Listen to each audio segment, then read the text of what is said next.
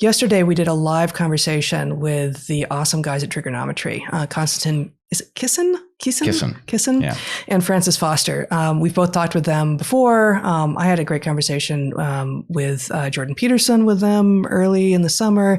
And we went on to talk about the book and other things. And I was struck at one point. It was fabulous. And I'm sure it's available now. It wasn't just live and then disappeared. No one does that. We were talking about the state of higher education, and we were talking about the state of the West, and specifically the Enlightenment and Enlightenment values.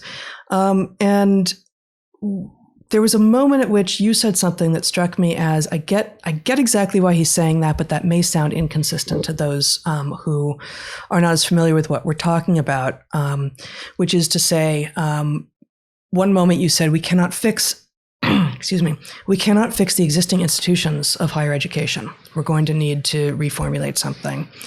And then you said we must fix the West, and by which you meant Enlightenment values. There is no burning Enlightenment values to the ground, whereas institutions of higher ed appear to be unsavable. And how is that not an inconsistency? Yes, I said something more colorful about the academy effectively being like our cherished family dog that has caught rabies, and there being only one reasonable thing to do in that case. You did, yes. Yeah. I blotted that from my head. You had blocked that out. Too colorful. Well, so it's like this.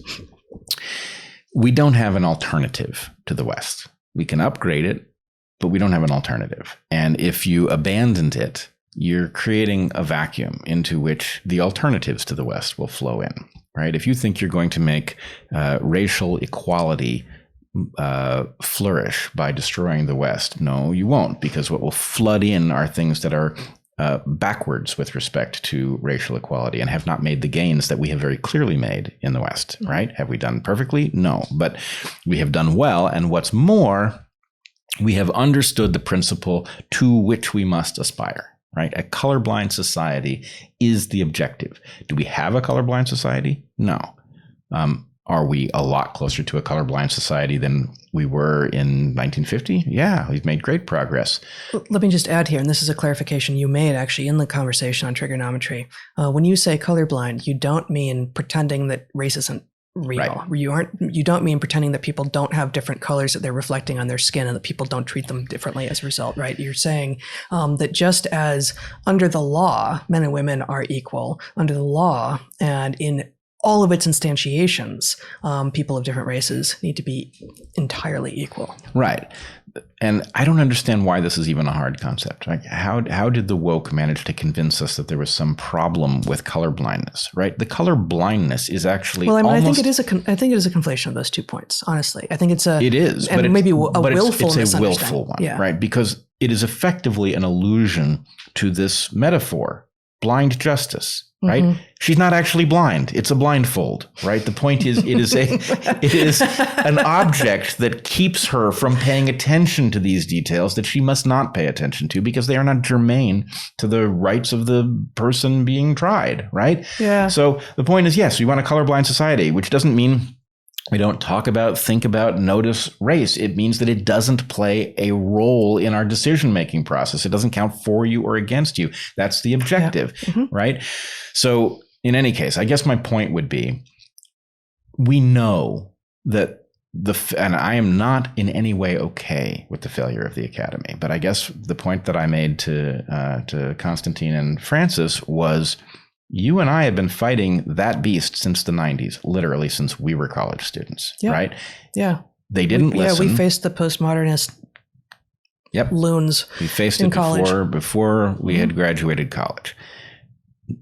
People knew it was a problem, but they didn't deal with it at the appropriate level. They coddled that insane worldview, and they gave it department after department, and it finally took over the academy. It's not the only problem with it. You've also got markets having effectively wrecked the capacity of the research apparatus to tell us what we need to know rather than what we want to hear. Mm-hmm. Now, is that universal? Probably not. Probably it doesn't apply to, radio astronomy or whatever, but where there's money to be made, The corruption has. I have no faith that it's that anything is immune. Yeah, I know. I mean, good guess. I'm like, I don't know how that's gone haywire, but I'll bet it has. But it probably has Yeah. gone. I mean, if math is having trouble agreeing on what 2 + 2 equals, then probably radio astronomy is not immune. But but the point is, look, the thing didn't get this way overnight. If it did, we could say, well, let's set it back to where it was 3 weeks ago, and try not to make that error again. But this has been going on for decades, and the point is, the system has not shown a capacity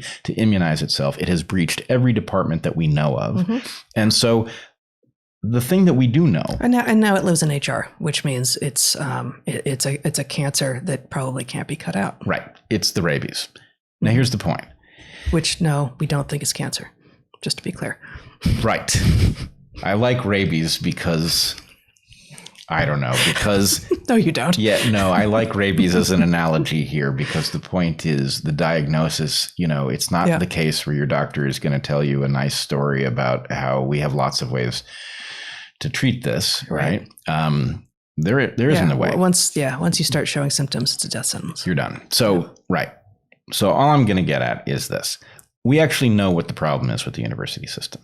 There is nothing that stops you from booting up a new university except for the obligation to plug it into the same thing that wrecked the university system that we've got, right? Accreditation, grants, student loan system. So that system is the conduit through which the epidemic of stupid will flow into your new institution. So you have to boot up an institution that doesn't have that conduit, and then you're going to suffer the cost. That conduit was built for a reason. It was built to keep people from creating institutions that would threaten. It's basically I don't know that. I don't know that it was originally created, but it has become that. Right? Yes. Yeah. And, go back to our conversations on zero being a special number. The point is, it is the accreditation system and the grant system that means that you can't just say, well, everybody should want to send their kid to a university that isn't suffering from an epidemic of woke, because those kids will come out more capable and therefore they will succeed in the job market. And that's what I want for my child. So where is that institution? Right. And, if it doesn't exist, surely the pressure to build it must be immense, right? So the thing that prevents that is but you won't be able to, award PhDs because you'd have to plug into this other system in order for those PhDs to be recognized. And you won't be able to get money from NSF or from Pell Grants or from anything else. And my point is, that's a bad problem, but it's not an unsolvable problem, right? At the very least, in some sense, the recognition that a PhD has a meaning because it comes from an accredited institution, that agreement can break down when people realize, hey, the people I'm seeing with these PhDs don't actually know anything. And maybe I want people with these other degrees that don't have familiar letters in them. But when I talk to those people, they're not crazy. So, yeah, no, I mean, anecdote after anecdote flows into us. And, yesterday, I guess, we had a very smart, very successful, scientifically minded entrepreneur say that he is seeing applicants to his company with all of the relevant degrees from MIT and such, and is having a hard time wanting to hire many of them. Right. Because they do not have the ability to problem solve, among other things. And how could it have been otherwise? Right. Of course, if you're going to load all of this ideological nonsense into the analytical content of curriculum, you're going to come out with people who can't think straight. Even in engineering at the elite institutions. Right. Maybe especially at the elite institutions, but even in fields where they should not have been able to encroach at all. So in some sense, the answer to your question of why my two different positions are not inconsistent is that the things that are being compared are of a different nature, right? It's like saying, if you were a hedonist and it turned out that it didn't make you happy, right? Being a hedonist, you could swap out your ideology for a different one, the way we can swap out this academy for a next gen academy, right? That's different than the West being a problem, where effectively the West is like your body, right? And the answer is, I'm not happy being a human. And it's like, well, you're stuck with that, right? There are some who would disagree. They may disagree all they want, and they may even disagree with fancy PhDs that don't mean anything because they came from institutions that taught them to think crazy. And corrupt doctors who are willing to do surgery on them. Right. But but my point is, we don't have a choice with the West, right? We can disagree over how functional or dysfunctional it is, but the objectives that it lays out are more or less correct. To the extent they are not correct, they can be improved. And to the extent that it doesn't achieve its objectives, we can fix the underlying mechanisms. But the alternative to it is going backward, right? It is going backward into a world that meets those objectives less well, that doesn't honor those values. And anyone who has seen the comparison, I think, would have a hard time preferring the alternative. And so it is this naive desire to tear down the West because you think something better is going to emerge. And you know what it is?